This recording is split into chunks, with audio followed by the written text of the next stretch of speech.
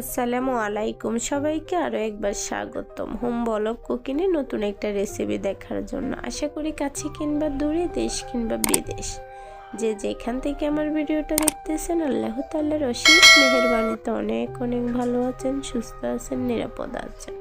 আমি আবারও চলে আসলাম আপনাদের জন্য সহজ ও মজাদার একটা রেসিপি নিয়ে। আর আমাদের আজকের রেসিপি হলো বড় তেলাপিয়া মাছের তেলানি রেসিপি। তাহলে চলুন আর কথা না বাড়িয়ে চলে যাচ্ছি মূল ভিডিওতে। আর এই রেসিপির জন্য আমি সবার প্রথমে বড় সাইজের 4 পিস তেলাপিয়া মাছ ভালোভাবে কেটে ধুয়ে পানি জড়িয়ে নিয়েছি। তার মধ্যে দিয়ে দিলাম হাফ চামচের মতো হলুদের গুঁড়া, পরিমাণ মতো লবণ, ভালোভাবে মেখে নিয়েছি।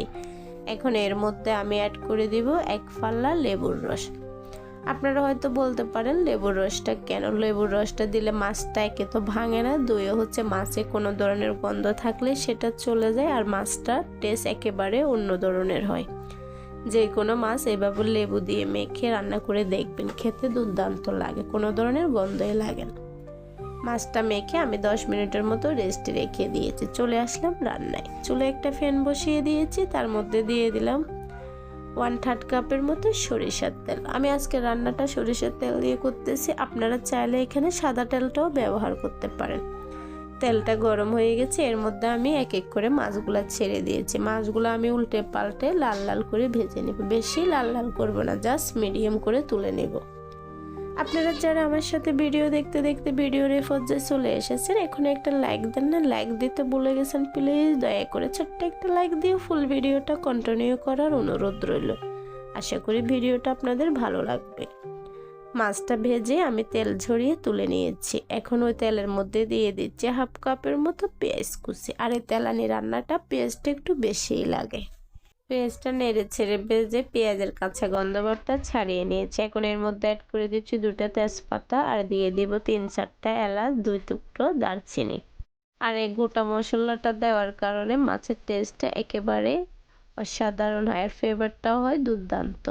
আপনাদের হাতের কাছে যদি মশলাগুলো অ্যাভেলেবেল না থাকে স্কিপও করতে পারেন। আমি মশলাটা দিয়ে 3 থেকে 4 মিনিটের মতো পেঁয়াজের সাথে ভেজে নিয়েছি। এখন এর মধ্যে অ্যাড করে দিলাম 1 চা চামচ আদা রসুনের পেস্ট। আদা রসুনের পেস্টটা দিয়ে ভালোভাবে নেড়ে ছেড়ে ভেজে কাঁচা গন্ধটা ছাড়িয়ে নিয়েছি। এখন এর মধ্যে অ্যাড করে দিলাম 7-8টা কাঁচামরিচ। আমি মরিচগুলো মাঝে ফালিয়ে দিয়েছি। আর মরিচটা দিয়েও সবগুলো উপকরণ 2 মিনিটের মতো ভেজে এখন এর মধ্যে একটু পানি অ্যাড করে দিয়েছি, যেন শুকনো মশলাগুলো দিলে পুড়ে না যায়। পানিগুলো হালকা বলক উঠতে শুরু করেছে। এর মধ্যে দিয়ে দিলাম 1 চা চামচ হলুদের গুঁড়া, 1 চা চামচ মরিচের গুঁড়া, 1 চা চামচ থেকেও কম জিরার গুঁড়া, 1 চা চামচ ধনিয়ার গুঁড়া, স্বাদ মতো লবণ। সবগুলো উপকরণ ভালোভাবে নেড়ে চেড়ে 2 মিনিটের মতো কষিয়ে নিয়েছি। এখন এর মধ্যে অ্যাড করে দিলাম একটা টমেটো কুচি। আর এই টমেটোটা দেওয়ার কারণে টমেটোটা ভালোভাবে গলে ঝোলের সাথে একেবারে মাখো মাখো হয়ে যাবে, ঝোলটা ক্রিম ক্রিম হয়ে যাবে। মশলাটা ভালোভাবে কষিয়ে নিয়েছি। এখন আমি এর মধ্যে অ্যাড করে দিলাম হাফ কাপের মতো পানি। পানিটা দিয়ে ভালোভাবে নেড়ে ছেড়ে ঝোলের সাথে মিশিয়ে দিচ্ছি। এখন ঢাকনা দিয়ে রান্না করে নিব যতক্ষণ না মশলাটা কষানো হয়। আমি ঢাকনা দিয়ে 2 থেকে 3 মিনিটের মতো মশলাটা কষিয়ে নিয়েছি। দেখুন মশলাটা কষানো হয়ে গেছে, উপরে তেল ভাসতে শুরু করে দিয়েছে। টমেটোগুলো একেবারে গলে মিশে গিয়েছে, দেখুন টমেটোগুলো দেখা যাচ্ছে না। আর আমি আগে থেকে ভেজে তুলে রাখা মাছগুলো অ্যাড করে দিয়েছি। মাছগুলো আলতো হাতে নেড়ে চেড়ে মশলার সাথে মিশিয়ে দিচ্ছি। এখন ঢাকনা দিয়ে রান্না করে নেব 2 থেকে 3 মিনিটের মতো। যে কোনো বড় মাছ এইভাবে রান্না করলে খেতে হয় দুর্দান্ত, কারণ এই মাছের সব থেকে ভালো লাগে ঝোলটা, কারণ ঝোলটা একেবারে ক্রিমি হয়, আর ওই ঝোল দিয়ে ভাত মেখে খেয়ে উঠে যাওয়া যায় তৃপ্তি করে। 2 থেকে 3 মিনিটের মতো মাছটা কষিয়ে নিয়েছি। এরপর আরেকটু নেড়ে ছেড়ে দিচ্ছি যেন নিচে দিয়ে ধরে না যায়। আবারও ঢাকনা দিয়ে রান্না করে নেব 2 থেকে 3 মিনিটের মতো। মাছটা ভালোভাবে মশলার সাথে কষিয়ে নিচ্ছি।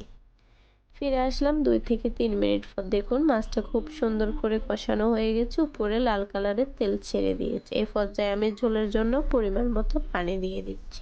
আমি যেহেতু বড় মাছের তেলানি করব, ঝোলটা ক্রিমি টাইপের হবে, তাই আমি এখানে হাফ কাপের মতো পানি দিয়েছি। আপনারা যদি ঝোলটা আরো পাতলা কিংবা শুকনো করতে চান তাহলে পানির পরিমাণটা কমিয়ে বাড়িয়ে দিতে পারেন।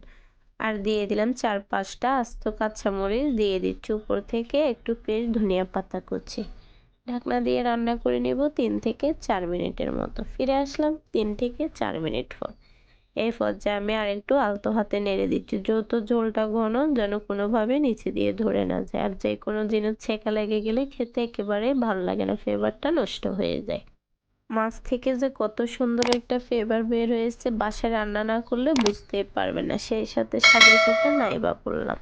আমি ঢাকনা দিয়ে আর 2 থেকে 3 মিনিটের মতো রান্না করে নিয়েছি। ফিরে আসলাম 2 থেকে 3 মিনিট পরে। এই পর্যায়ে ঝোলটা অনেক ঘন হয়ে গেছে। আমি আলতো হাতে কড়াই ধরে নেড়ে ছেড়ে দেখাচ্ছি। দেখুন আমার রান্নাটা রেডি হয়ে গেছে, গ্যাসটা অফ করে দিয়েছি। ফিরে আসতেছি ঠান্ডা হওয়ার পর।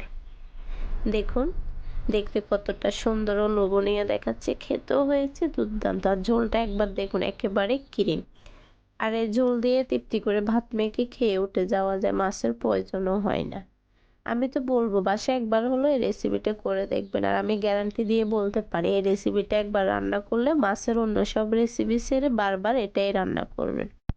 বড় তেলাপিয়া মাছের তেলানি রেসিপি বলে কথা। রেসিপিটা কেমন হলো অবশ্যই কমেন্ট করে জানাবেন। ভালো হলেও কমেন্ট করবেন, খারাপ হলেও কমেন্ট করবেন। রেসিপিটা ভালো লাগলে একটা লাইক করতে ভুলবেন না।